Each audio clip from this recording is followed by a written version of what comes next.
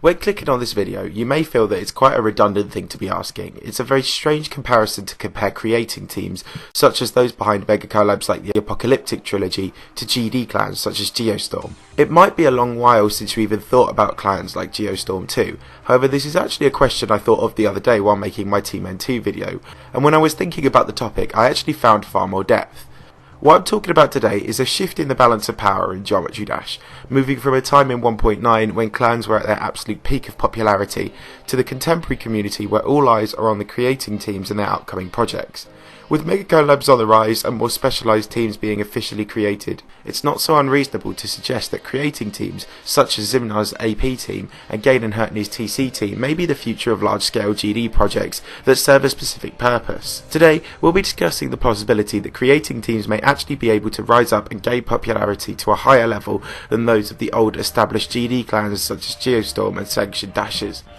I know the topic might be a little bit confusing, especially to you newcomers of the game, so let's first start by looking at key differences between the two. And just a pre-warning, this is a video where I'll be using the word clout. Clans and collab teams are both organisations of players with specific traits for specific purposes. While they share a lot of similarities, they also share some key differences. Let's start with a clan. From a GD perspective, a clan is an old style large group. You usually have to apply to join and you have to meet certain requirements to be accepted. The clans are usually ever present across platforms, with groups on Discord, Skype, perhaps Twitter, and they may even have their own YouTube channel, depending on what size, and they may even have communal servers. They are designed to bring a range of players with specific qualities together, so it can end up being quite an elite playing field. They do not have any set specific purpose, but they will most likely recruit new members, organise collabs and mega collabs, do tournaments, and provide a place to congregate for members. Their members, especially if the clan is prestigious, will usually showcase their clan in their name on YouTube. Examples of this in GD are GeoStorm, a clan for elite players, Dynasty Warriors, being Toj Deluxe's clan, and Sanctioned Dashers, Cornexion's own answer to GeoStorm for the GD Elite. Some older ones include Interstellar Geometricians and Team Geometrified. As for creating teams, well, it's fairly self-explanatory really. They're usually much smaller with between 10 to 20 members, but that being said, they tend to house more high-profile names within a small amount of people, and gain fame for being so exclusive. They are almost always formed for the purpose of building levels and mega collabs, and that primarily. They may also have exclusivity by things like nationality, something a clan would come off as slightly shady or even unethical for doing. Some examples of teams are Team N2, the ex-Korean creating team, the APTeam being Zimnior's creating team which is super popular at the moment, and the TCTeam, Gaiden Hertuny's own creating team unveiling a lot of mega collabs recently. So with the key differences highlighted, let's talk a bit about how the roles have changed between these two. The one to look at here is GeoStorm. Back in 1.9 and early 2.0, GeoStorm was nothing short of being the Illuminati of Geometry Dash. Regardless of IG, GS was the big elite clan of GD. It was extremely exclusive, fairly secretive, and contained some of the biggest names in the game from both playing and creating, from Viprian and Zenthic to Riot and Zobros. They also had their fair share of drama around the turn of 2.0 concerning Triaxis, which plagued their reputation for a long time. Something here to note is that you may have heard me use the phrase GS Mega Collab or Extended GS Mega Collab in the past to describe the likes of Bloodbath and Yatagarasu. This is because, while not being strictly true anymore, back when Bloodbath was created, I'm pretty sure most of the team, if not all of them, were in GeoStorm. Regardless of its Riot and Cataclysm roots, it was by default a GS Mega Collab. However, around that period in 2016, when 2.0 had been out for a while, 144Hz was taking off and GD was starting to move really fast, with loads of good creators outside of GS emerging, for example Abstract Dark. Not all of these creators went into GS because they don't have a very revolving door policy and the rough member count stays fairly consistent. So when things like Yatagarasu were started and required much bigger staff teams, a lot of the skilled creators enlisted were as much from outside GeoStorm as they were from inside. So now the term GS Mega Collab is a bit inaccurate, but it's still useful to classify projects that may be typically led by Viprian and the gang. The shift in talent from GS is what actually started the move towards a less talked about clan. This isn't to say that GS is in decline, it just stopped being as popular with the man on the street. They went from an all-powerful clout gang of GD to still an active clan, but not something people really think about when they think about big influences in the community. A player's main goal nowadays is not to work to get into GS and put their entire motivation to play riding on it like Jack the Froster famously did, but instead everyone goes it alone now looking for YouTube success as opposed to elite acceptance. This has led to not just GS, but clans in general losing their reputation as very prestigious, exclusive things to be in. Most of the old clans have either disappeared or are barely active anymore. Ones like Dynasty Warriors are still about, but they're nowhere near as active as their own entity as they need to be in order to put clans back on the GD map. That being said, Cornexium added an anomaly to this decline a few months back when out of the blue he created and ran with a clan named Sanction Dashers. This was a clan designed to rival other clans, recruiting an abundance of elite players and getting its smaller, more ordinary players to showcase SD in their YouTube name as a requirement to join it.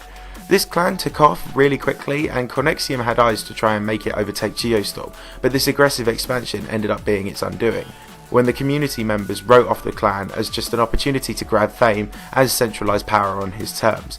This drama and bad press indirectly started a chain reaction which led to him one day throwing his hands up and walking away from the community. I don't even know if Sanction Dashers is still operating without him, but if it is, it's nowhere near what it used to be, and this damaged the initiative for clans in 2.1 to return. So what about creating teams? At a time when clans are falling, creating teams are on the rise. Team N2 was a great example of this, and the first time in my mind at least that community members have aspired to join such a team. Once Team N2 reformed in December 2015, they set themselves up as an entity and began to gain popularity, and once they started gaining a large following, loads of people wanted to join during that period of March 2016 after the Hell Factory and A Bizarre Phantasm were turning heads, and they looked like they were going to be the future. Unfortunately, no one new was allowed to join aside from Powerbomb and Cyclic due to nationality restrictions and the fact the team wasn't a community project. This just made people want to join more, however. Had they been faster with their building and not disbanded last year, think how much clout they would have both in the top 50 and just as a well-respected team. Fast forward to the here and now, however, and we have a new team that is looking like it might walk this path, the APTeam. The APTeam is Zimnior 12's creating team, the people who built the currently unreleased Extreme Demon, the Apocalyptic Trilogy. After this level was done, the team formed together as an actual entity and moved on to a new project, namely G.D. Now, they've managed to land themselves the right to rebuild Sonic Wave Infinity, one of the longest awaited levels in GD history. This is a big opportunity for them, as when that is verified, you're looking at bloodlust levels of hype and fan support. It's very interesting to see how the teams have been growing, to say the least. You also have Gaiden Hertuny's TCTeam, who are slightly less well known, but are much more productive. They've been unveiling loads of new mega collabs, and they genuinely seem really interesting and innovative. They also promote their members and are getting bigger in the Spanish community. The only externality of this, and I'll cover this in a second, is the amount of mega collabs being unveiled as a result, as mega collabs are the business of a creating team. However, to put this in a bit of perspective, what are the main levels that we are looking forward to as a community these days? We have Ocular Miracle, Sigma, the Apocalyptic Trilogy, all levels made by these teams. What have we got from GeoStorm and the rest of the gang? Well, the only thing really is Ouroboros, which after the second preview lost a lot of fan support, and Viprint even said they'd be retiring the red theme post Yatagarasu, which was one of the hooks for their big upcoming levels before it was released. They haven't got much out on the table to compare to the creating teams who are now gaining popularity for their work. That's why I think the balance of power is shifting, but Extreme and Insane Demon Mega Collabs are attracting more attention in GD these days regardless of the issue of oversaturation. So as I briefly stated, if creating teams overtake clans, then a sure byproduct of this is Extreme Demon Mega Collabs. From here on out, I'm fairly confident that the APTeam and TCTeam in particular will go on to be the group that everybody looks up to, as opposed to clans like GS and others. Because the APTeam are building noteworthy levels and landing big projects such as Sonic Wave Infinity, they will generate more interest and attention in today's community than a clan operating behind the scenes, no matter the size of the clan. More projects is the way to get more attention, as subsequently I believe we will see more mega collabs and teams rising up alike in the future. This will create both innovation and competition and will probably cause a lot of mega collabs like Extreme Demons that we're seeing today to be started. Whether you think this is a good idea or not depends on your perspective and view of Extreme Demons and mega collabs. However, what I will say is that this move might claim the scalp of consistent themes and levels. Every mega collab has different styles part by part these days, a lot like the Ultimate Phase did. There's very little consistency across collabs like Zodiac, which isn't inherently a bad thing. However, if this becomes the norm in Extreme Demons, then we stand to lose the benefits of a level with one theme, i.e. something like Yatagarasu. When all the creators build to the same style, you get far less in the way of parts that are singled out for being worse than the rest. The future of creativity and style in mega collabs might be something to save for another video though, so I'll leave it there before I start to ramble about something off topic.